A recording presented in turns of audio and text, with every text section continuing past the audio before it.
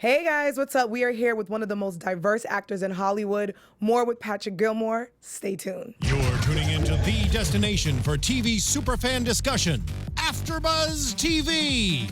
And now, let the buzz begin. Hey! You did it for me. Yes! I told you, it's your world. We're just here. We're living in it. This is a classic. I want to stay here. We'll just have to stay for a little bit. Please, just wait till the drums kick in. Yeah. Hey! So When was good. the last time you heard that song? This is a true story. I got roofied at the Sunset Marquee.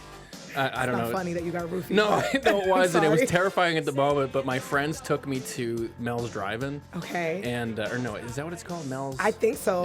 Yeah. Yeah. And to kind of bring me out of my comatose state, they put this song on repeat for about an hour. And it am I allowed to swear here? Yes, you are. Okay, it pissed off everybody in the restaurant, but it got me, my head nodding, and I was all right. That is crazy. Guys, welcome. As you guys know, we are here with Patrick. So before we get started and before we get into more roofie stories, I'm going to introduce myself. My name is Nakia Monet, and you can find me on all social media at Kiki Boom Boom. And I have Patrick with me. Do you have some social media where you want to tell the fans where they can stalk you at on Twitter, Instagram? At Patrick Gilmore, I managed to get my name. So Instagram, Twitter. That's Patrick perfect. Gilmore. At least you didn't have to go with Kiki Boom Boom. I would have preferred Kiki Boom Boom. I was going to go Kiki Boom Boom too, but... Hey, I'll take it. So welcome. I love the roofie story. I'm sorry that happened to you. Yeah, it was bizarre. At least the song would stick with you for the rest of your life. Yeah, it'll always be there with me. Welcome. So for the people who are listening or watching and for the people who don't know you, let's start a little bit at the beginning. Sure. Where you're from. I'm from Canada. Canada. A little province called Alberta, capital Edmonton, and I migrated to Vancouver, British Columbia, to act, and then to LA. Wow. How was it growing up in Canada? For Good. an American who may want or may not want to move there, maybe? It wasn't much different than what you imagine. I mean, no igloos or anything like that. But no, it was great. I grew up in the prairies of Canada, so I'm kind of a flatland boy. And Alberta's kind of like the Texas of Canada, so there's a lot of cowboys, a lot of oil, a lot of beef. Oh, that's awesome. Yeah. I feel like when people think of Canada, they just go straight to Toronto or like Montreal. Yeah, Toronto. Yeah. I will say I went to Canada. I went to Montreal for a school trip. And Gorgeous. I got French fries, but with no ketchup. I got it with gravy. Is this Okay. a thing in Canada? I didn't know this was a thing. Is it not a thing here? We do ketchup. Well, there's the poutine, which is the Ooh. gravy, and then the cheese curds. Oh my God. My mouth is watering. Oh my I don't even know God. what that is, but it just sounds amazing. It's poutine, and I was in Quebec City for a film festival, and they, at the end of the night, they would take us from the bar to the poutine place, and I kid you not, they had bouncers at this poutine place in a lineup at 3 a.m, and you go in and you get your French fries and gravy and cheese curds, and then anything else you wanted in there, like sausages or I don't know. So my mouth is watering. I know I we were just had talking about food sausages. and hungry, and Yeah. now we're all hungry. No, let's hurry this up. I gotta Right? go eat. We need to go eat. I'm going to Canada with you guys. So is it true growing up, your dad is a former professional hockey player? Yeah, not only he ended with the Edmonton Oilers, but he was playing in Los Angeles for the Los Angeles Sharks at the time, and then was traded up to Edmonton, played for a few years there, retired, and then birthed me. So I Wow. missed the whole thing, but yeah, he was a pro hockey player. I was going to say, how was that growing up for you? Like, were you into sports because your dad was this professional hockey player? Did he make you play sports? No, it was never made. I mean, sure. I mean, kids are inherently lazy, so yeah, I was forced into sports, but not hockey. They got us into downhill skiing. Oh, nice. Because it was something we do as a family. But he was still involved with the Oilers alumni, and so I got to see the Edmonton Oilers win 2 Stanley Cups, which most people probably don't know what the hell I'm talking about. But I think they do, do though. they? This is in the era of Wayne Gretzky, who you know, because Yes. he was traded. He's a legend. Yeah, and where I'm from. So yeah, Edmonton is where he was traded from to Los Angeles, and I could tell you, you ask any Edmontonian where they were on the day that Wayne Gretzky got traded, and they'll tell you. Oh, I was in my man. friend's basement, and we cried. How long did you guys cry for? That was 88. Okay. So, I don't know, 30 years? Well, are you still crying? Yeah. Are you kidding me? It's tragic. Just tragic. But speaking of family and growing up, I heard that you're a huge Christmas fanatic. Fanatic. And that stuck out to me because I'm a huge Christmas fanatic. Okay, so presents Christmas Eve or presents Christmas morning? Christmas Eve. I'm the only Really? child. I am nosy. Yeah. But one, not all. But I will do one and do the rest Christmas. I will go to bed Okay. for like 2 hours and then wake up. Still, I'm a lot older now, and Yeah. my mom's like, "What's wrong with you?" So one Christmas present. One In the evening. Yep, and then Christmas. Yeah. Do you guys have any like family traditions? Did you have any growing up, or like what are some of your favorite Christmas things to do? Well, we used to go poach a Christmas tree. What? I guess poach isn't the right word, but it's exactly what it was. We would hike off into the woods and cut down our own Christmas tree, and we would, have the fire pit and the marshmallows and hot dogs and everything, and then go to a farm that was nearby and get farm fresh cream for our cereal.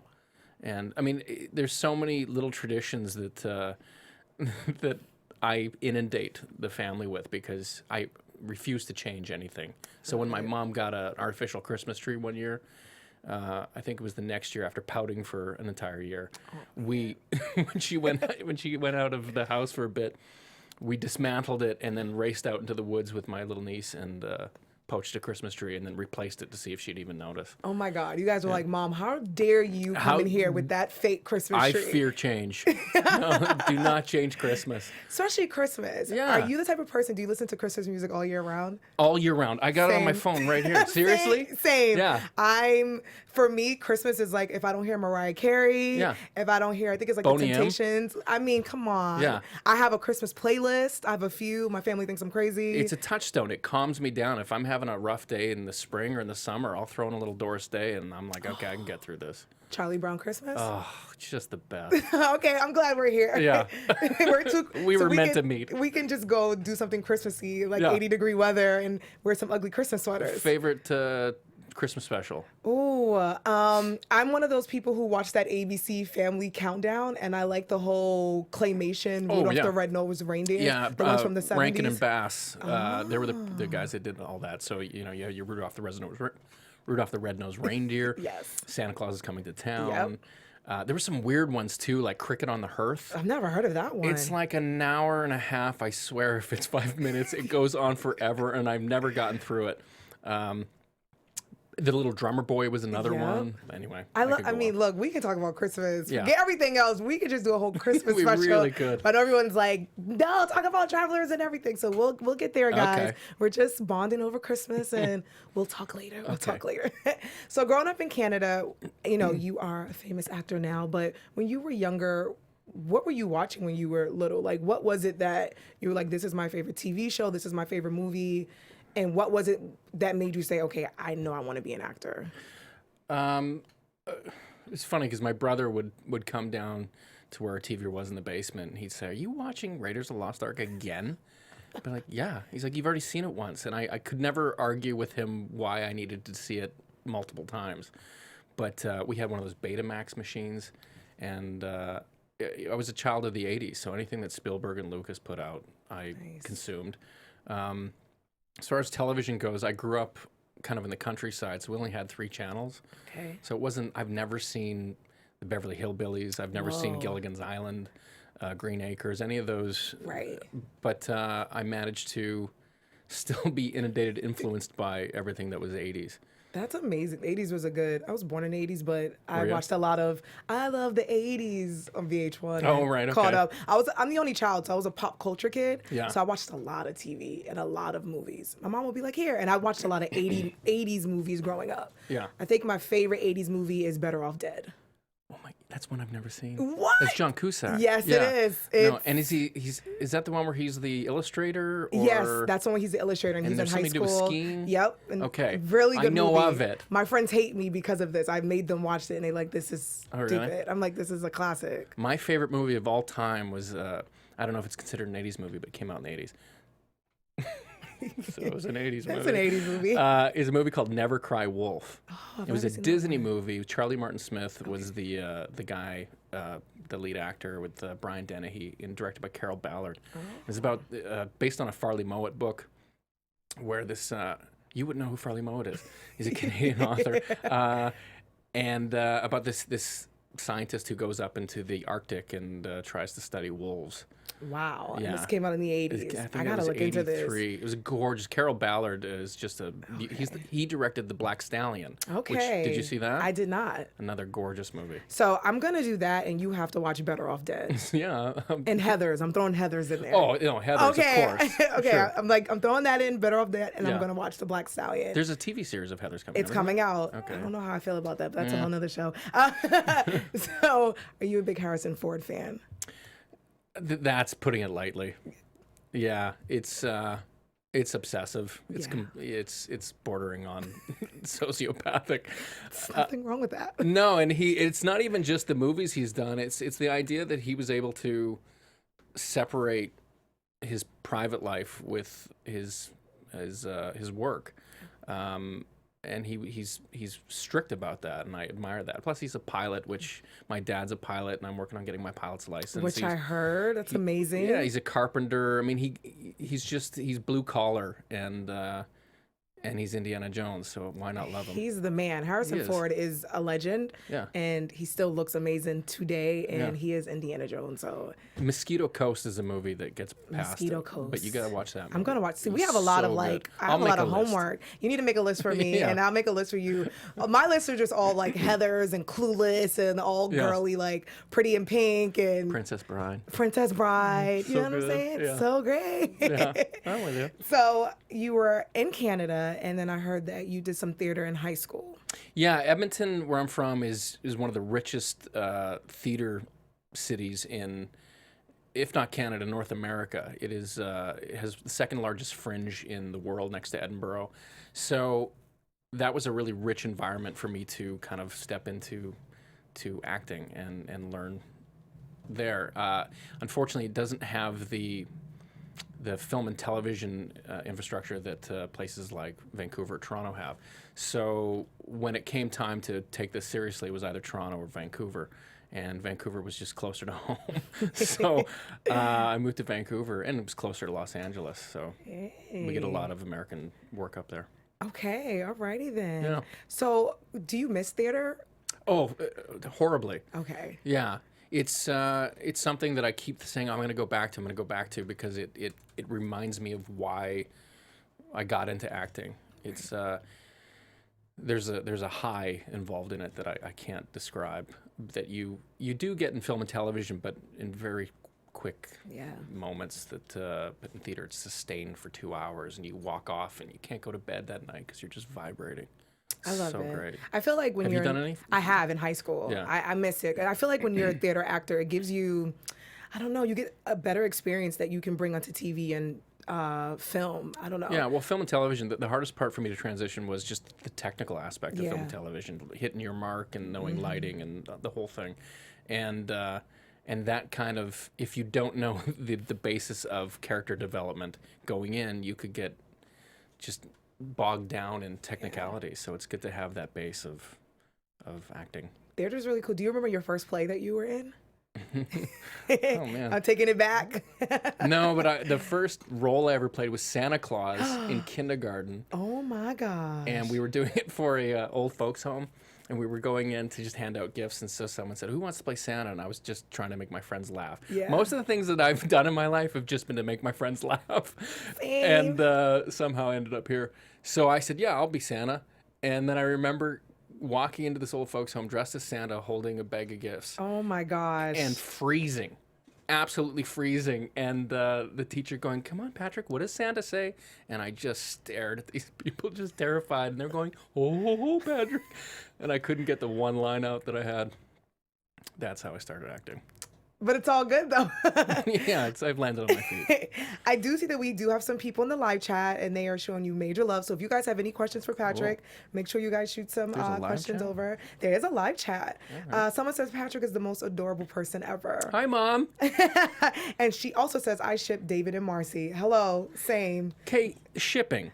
relationship. No, I've gotten that far Right, with what like- it means. But when people say that they ship you, Right. does that mean they're just thinking about it, or are they writing this down?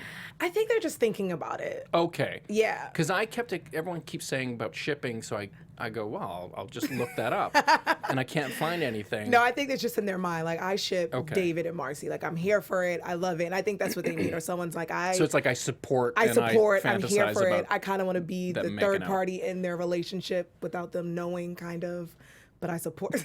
I don't know. Go Guys, on. I feel like I have that wrong. That's probably not what she meant. Sounds but very I think she sexual. means she supports David and Marcy. All right, give us a thumbs up. I'm just being crazy. So speaking, you said Vancouver was really close to LA. So Mm-hmm. what was it that actually brought you to LA full time?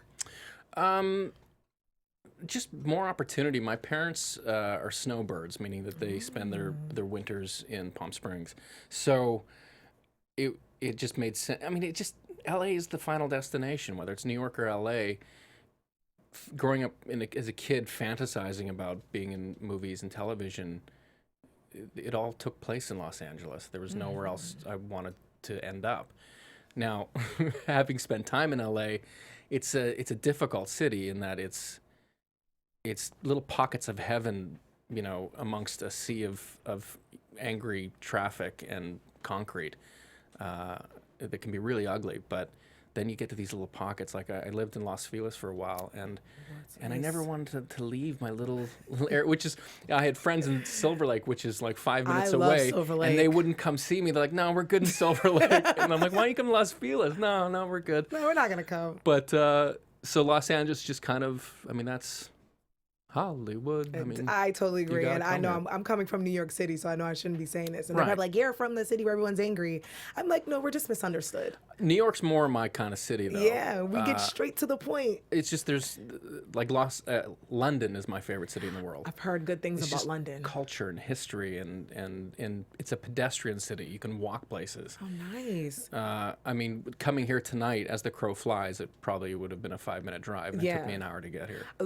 1 mile is literally a half hour in Los Angeles. Yeah. That's why I don't drive anymore. I insane. Uber everywhere. Smart. Uber everywhere. So speaking about Europe, do you spend a lot of time in Europe or?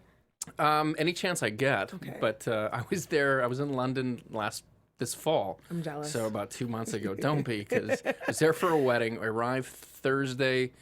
Friday night I was at a play, and I started shivering, and I got a flu, which had me in bed from Friday night till Sunday night, and I flew back Monday morning. Missed the wedding, Oh no. missed everything, but I kept saying, like, oh, being sick in London's better than being sick at home, but it's hard when you want just your bed and your This own is bathroom very to throw up true. in. This your own. You just want your own space. You just Yeah. want to open your own trash can. Yeah. I totally understand. But I would go to London or Europe any chance. I mean, traveling is just, Yeah, I heard you love traveling. You have Yeah. a travel bug. well, you got to get out of where you are just to appreciate where you are. I mean, I never really understood the Canadian identity until I left Canada. Because Canada is so insecure with their self identity. We compare ourselves to you all so much that that's all we are, is the reflection of the United States. I mean, that's not what we are, but Not at that's all. what we're just, there's this inferiority complex. Yeah. And then when I started traveling outside of after high school, then you can kind of see how people see your country from afar. You see what is important to you, and the identity of it. So I mean, that goes for wherever you're from. Yeah. If you're from New York, get out of New York and Yes. see not only how other people do things and how gorgeous this world is, but how New York is perceived and what you miss about it. So when you go back, you appreciate it. This is true. I go back sometimes. I'm like, wow, I miss it. And it Yeah. feels good to get out of it. Because I think you're right. When you're in your city too long or your country or wherever you're from too long, I don't know. I think you start to hate it and you start to resent it. And that's what I was going Yeah, through in New or York. worse, you just start thinking that's the only way to Yeah, live. there's nothing else. Yeah. So I love that you traveled and you got to see the world. And Yeah. now you're in Los Angeles. The weather's nice. It's beautiful. Are you kidding? Gorgeous weather. Yeah, I think it snowed at home right now. So hi home. Hi, home. It's raining and snowing in Boston and New York. Yeah. So you've been pretty much in the game for like 15 years, like maybe 16 years now. Yeah, Yeah, it's been a while. you're only 20, so it's fine. It's true. I started when I was 4 years old.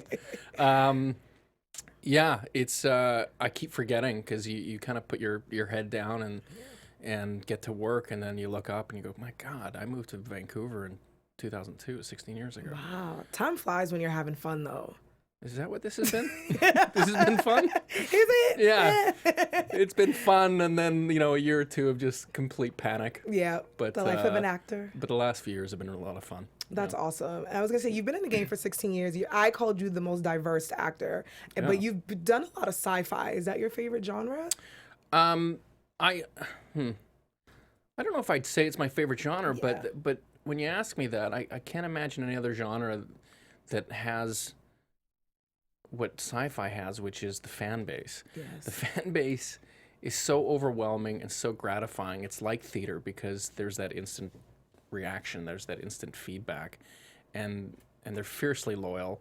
They're amazing. And it's just I can't imagine doing procedural or a medical drama and have that support. Yeah. And maybe it exists, but Vancouver just happens to be a sci-fi hub. A lot of sci-fi shows get on there, are filmed there. So if you're there, you're bound to be on some of these shows. And I just kind of stumbled into it, and I've been really lucky with being part of sci-fi. It's a great genre. You're absolutely right. The fans are so loyal. So loyal. I'm like new into the sci-fi world, and I love how loyal they are because we have a few sci-fi shows here, after shows, and I have friends that are on the after shows, and they're like, man, the fans are amazing. They're so loyal. Yeah. And God forbid you get something wrong. Oh, yeah. They'll let you know. Oh, absolutely. Yeah. I was part of a show called Stargate, and it was widely considered the bastard child of the Stargate series because everyone assumed that they had canceled the second one for ours, which wasn't the case. So we weren't widely accepted by the Stargate family. Yeah. And when we were canceled, there was a lot of rejoicing amongst Stargate fans. And I remember doing an interview and expressing some frustration with the lack of support. And within a day, there was like one of these websites like Patrick Gilmore is an asshole, and then just listing why I'm such a horrible actor, and it's just like, oh God, you don't mess with those sci-fi fans. Yeah, I'm gonna keep my mouth shut from now on. You cannot mess with them. They will come for you. Yeah, vicious. Yeah, they don't play. Fiercely vicious and fiercely loyal. That is also very true. It kind of goes both ways. Yes. So speaking of Stargate, you played Dale on Stargate. Dale, good old Dale. But they call him Volker. Dr. Volker. Dr. Volker. Dr. Volker on Stargate. Did you have to how did you prepare for that role? Did you have to do a lot of research or? Not really. They had a bunch of us audition for scientist roles. Okay. And they gave us all two, and then they just kind of picked to see who would mix and match. So you had a tall one, short one, male, female, and then I just assumed I'd be killed off because I'd been killed off the other Stargate shows. Yeah. And you just kind of find that voice, and they see what works. And Brad Wright, who is the one of the men responsible for bringing Stargate to the small screen, picked up on some of the things that I was doing and started writing for me that way. And the writers kind of, start using me. And where was I going with this? Anyway, no, the point is that Brad Wright is the guy that started Travelers. Yes. So that's not even what you asked, but no, but it actually goes into my next question. Oh, okay, let's move on to the next question. But it was this is great because I was saying from one doctor to the next doctor. What was it that turned you on about David and Travelers? Well, David was written for me, so that was So see, it led right into there. Nice work. Thanks for pulling me out of that nosedive. Brad Wright wrote the part of David for me. So after Stargate was canceled, Brad kind of went to his creative den, and we didn't see him for a few years. And then all of a sudden, I got a call saying, "You got this audition." So I knew Brad was part of it, so I was very excited. I was waiting for my car to go in, and he walked by, knocked on my window, and big hug, how are you? And he says, oh, by the way, the role is written for you, so I'll see you inside. I was like, oh, Jesus. No pressure. Yeah. So he has the voice down. He has that timing that he and I appreciate down, and that was an easier transition than starting in Stargate and not knowing what my place is amongst all these actors, because it was an ensemble cast in Stargate Universe, and you didn't know where you fit in until you did. Right. And I will say your character, like the many people in the chat room, we all love David. Who doesn't love David? Do you see yourself in David in any way? I mean, it's hard not to. Yeah. you probably see more of me and David than I do, Yep. because I see David and I just go, oh, come on, man, like, get a backbone. he's And so why are you sweet giving and away? He hilarious. is. I'm a lot darker than he is. Oh. And I'm a lot more cynical. I think that's the biggest difference. Because I wouldn't put up with all this, you know. Yeah, there's a lot. Like, just, he's like Job from the Bible, if you read the Bible, you know. I mean, he just gets inundated with just horrible things and then just keeps popping up going, I still believe in humanity and Marcy. And then part of me is just like, walk away, dude. What is wrong with you? David, but he sees the light. he's the light. He's the kind of future. in for the audience, and everyone just says that, you know, he's kind of how they want to react to the world the way that David does. And admittedly, having played David for 2 seasons now, he does rub off on me, because I do kind of grin and bear it a little bit better with him kind of rattling around in my head. We love David. We ship David, obviously, in the words of the people in the chat room. Yeah. We have some people in the chat, and they're showing major love. Oh. Someone said, we better get a season 3. Hugs, Patrick. I love that you put hug at the end. Awesome. So season 2 came out December 26th. So it was a nice little Christmas present. See, I threw Christmas back in there because we love Christmas. Yeah. And I don't want to give anything away because I do not want the sci-fi fans to kill me. I don't want them to kill you. It's been a month. I know, When but does there's some people who are still catching up on things. Okay. I don't want to give anything away, but I will say in season 2, David finds out a lot of things. About himself? About the weather, about, Right. you know. Puberty? You know. Yeah. A lot of questions. Yeah. We're There's a pretty lot much- of things that are revealed. Yeah, pretty much revealed and Are you answered. talking in about the season 2. finale? Yes. Oh, yeah.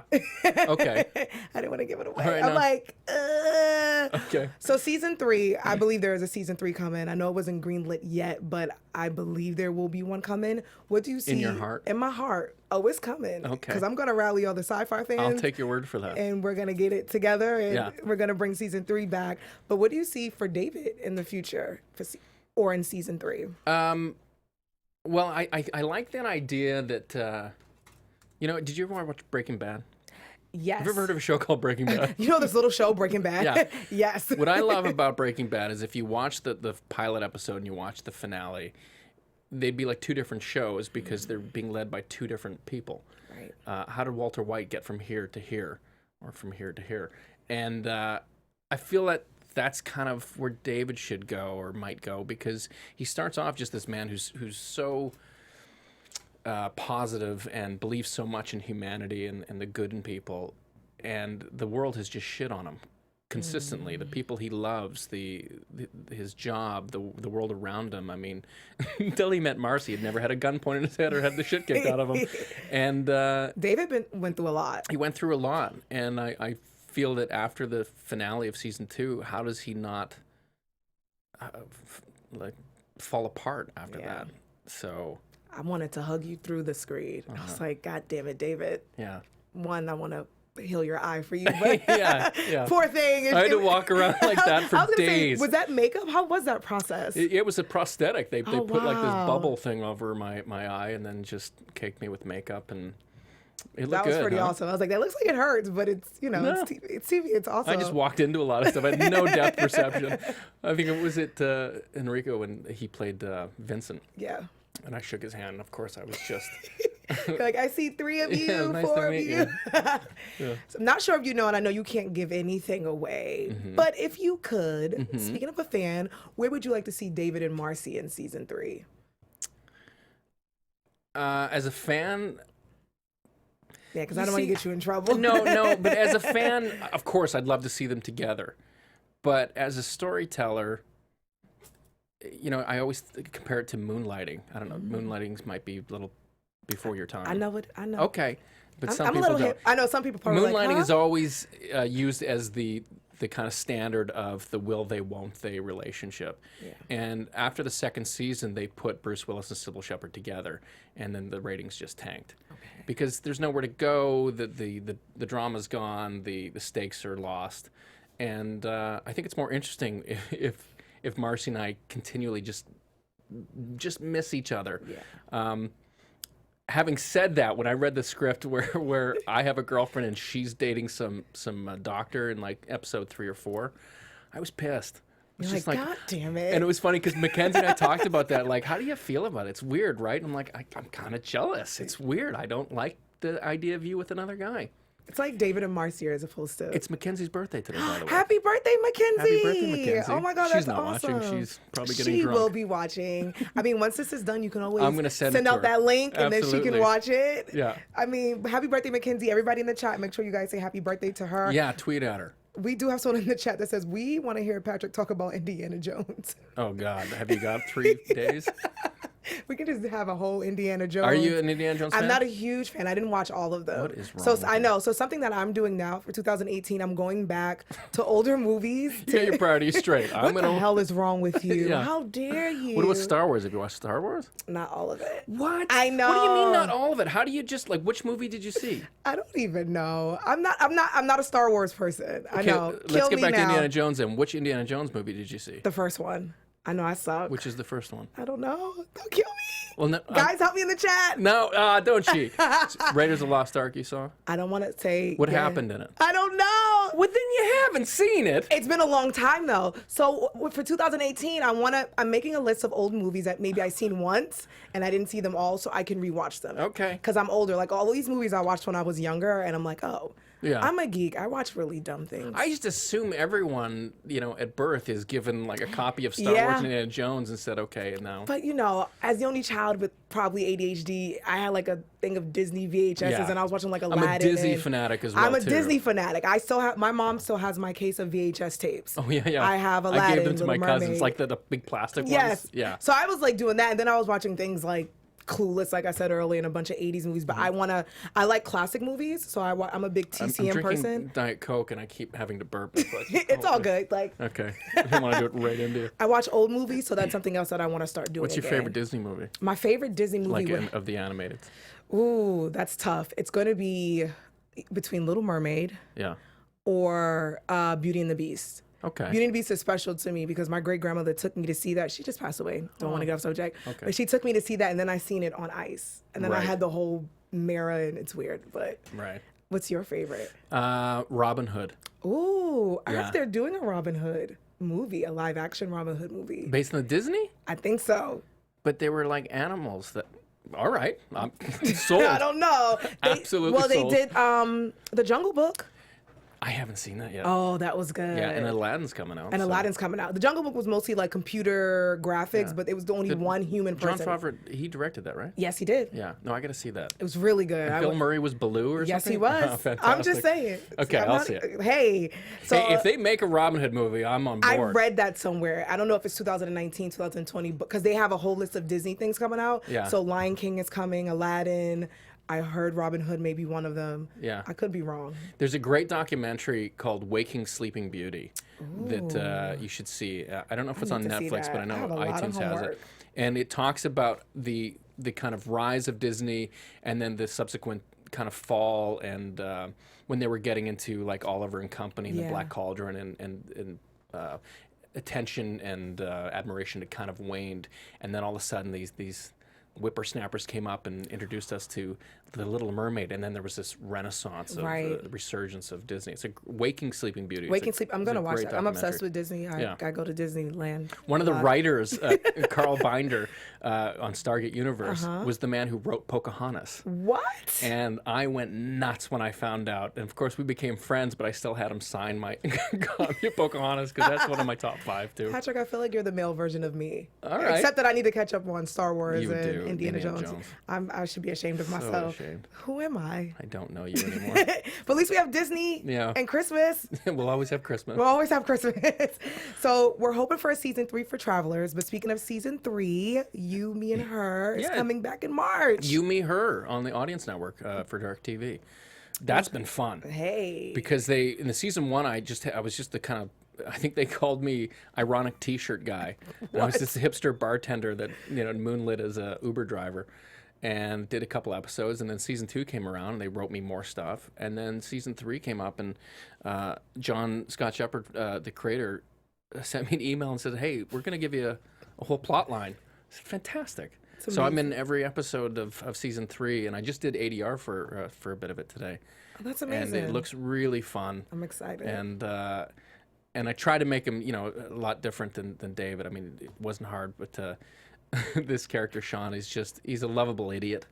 He's just not a smart man. Who doesn't love a lovable idiot, though? Right? I managed to get dates. So, hey.